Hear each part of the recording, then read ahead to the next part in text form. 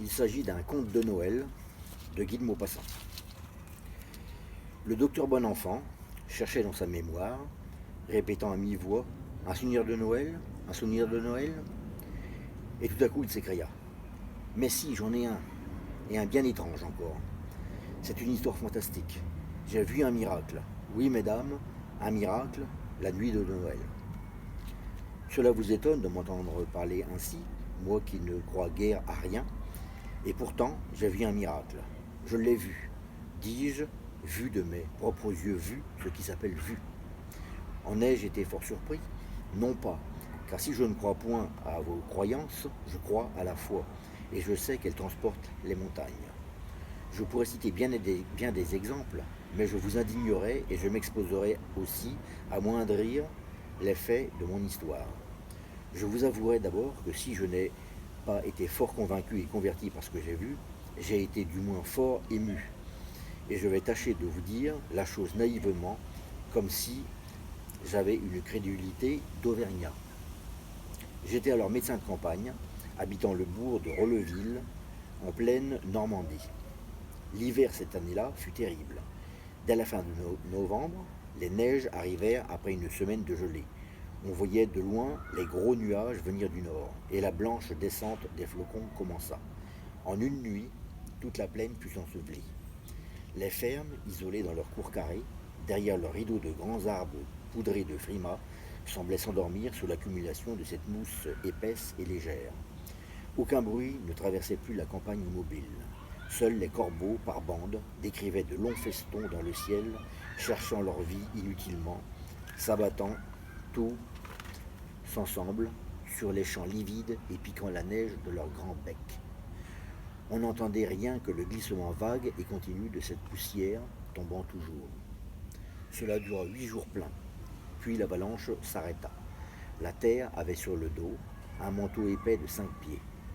Et pendant 3 semaines ensuite, un ciel clair comme un cristal bleu le jour, et la nuit tout semé d'étoiles qu'on aurait cru de givre, tant le vaste espace était rigoureux, s'étendit sur la nappe unie, dure et luisante des neiges. La plaine, les haies, les ormes des clôtures, tout semblait mort, tué par le froid. Ni hommes ni bêtes ne sortaient plus. Seules les cheminées des chaumières, en chemise blanche, révélaient la vie cachée par les minces filets de fumée qui montaient droit dans l'air glacial. De temps en temps, on entendait craquer les arbres, comme si leurs membres de bois se fussent brisés sous l'écorce. Et parfois, une grosse branche se détachait et tombait, l'invincible gelée pétrifiant la sève et cassant les fibres. Les habitations semées çà et là par les champs semblaient éloignées de 100 lieues les unes des autres. On vivait comme on pouvait. Seul, j'essayais d'aller voir mes clients les plus proches, m'exposant sans cesse à rester enseveli dans quelques creux. Je m'aperçus bientôt qu'une terreur mystérieuse planait sur le pays. Un tel fléau, pensait-on, n'était point naturel. On prétendit qu'on entendait des voix la nuit, des sifflements aigus, des cris qui passaient. Ces cris et ces sifflements venaient sans aucun doute des oiseaux immigrants qui voyagent au crépuscule et qui fuyaient en masse vers le sud. Mais allez donc faire entendre raison à des gens affolés. Une épouvante envahissait les esprits et on s'attendait à un événement extraordinaire. La forge du père Vatinel était située au bout du hameau d'Épivant, sur la grande route, maintenant invisible et déserte. Or, comme les gens manquaient de pain, le forgeron résolut d'aller jusqu'au village. Il resta quelques heures à causer dans les 6 maisons qui forment le centre du pays, prit son pain et des nouvelles, et un peu de cette peur épandue sur la campagne. Et il se remit en route avant la nuit.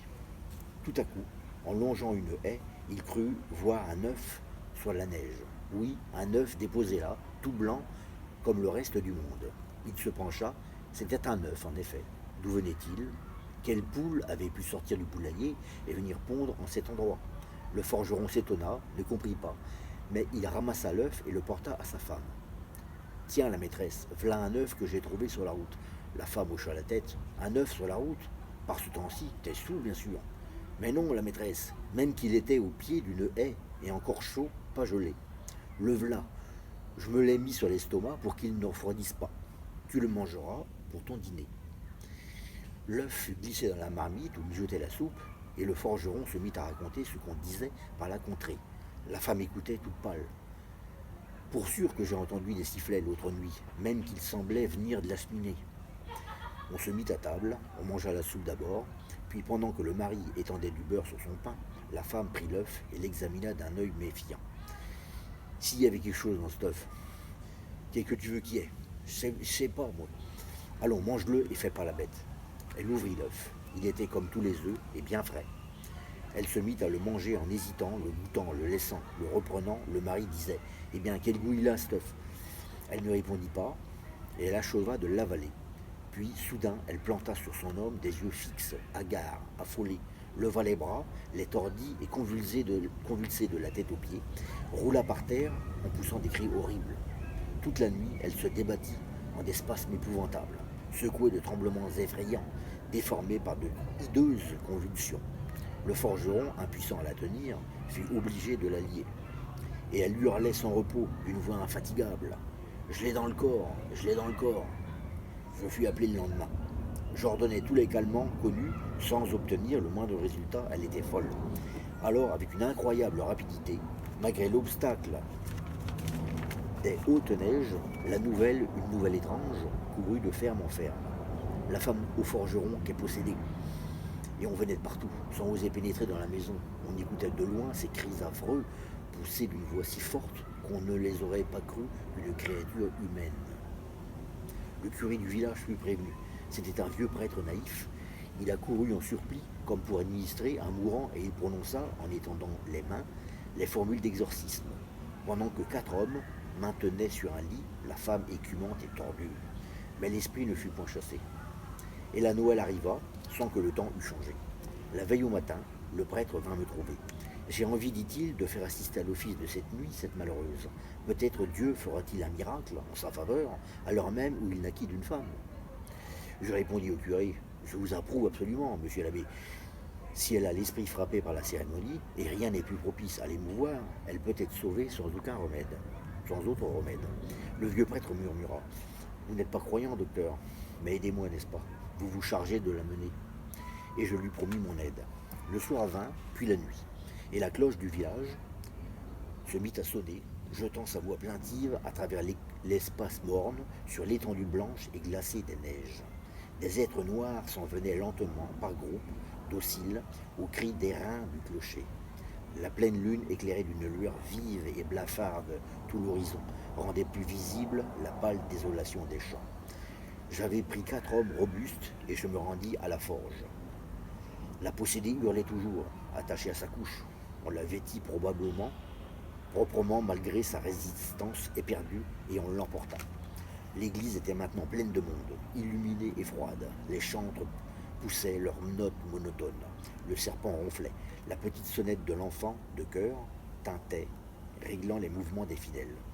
J'enfermai la femme et ses gardiens dans la cuisine du presbytère, et j'attendis le moment que je croyais favorable. Je choisis l'instant qui suit la communion. Tous les paysans, hommes et femmes, avaient reçu leur Dieu pour fléchir sa rigueur. Un grand silence planait pendant que le prêtre achevait le mystère divin. Sur mon ordre, la porte fut ouverte et mes 4 aides apportèrent la folle. Dès qu'elle aperçut la lumière, la foule à genoux, le cœur en feu et le tabernacle doré, elle se débattit d'une telle vigueur qu'elle faillit nous échapper.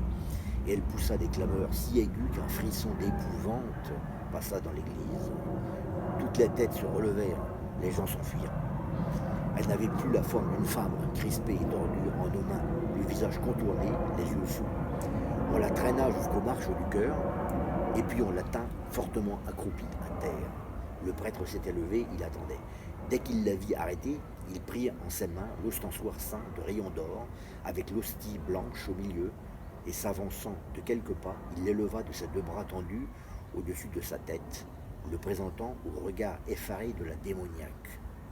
Elle hurlait toujours, l'œil fixé, tendu sur cet objet rayonnant, et le prêtre demeurait tellement immobile qu'on l'aurait pris pour une statue.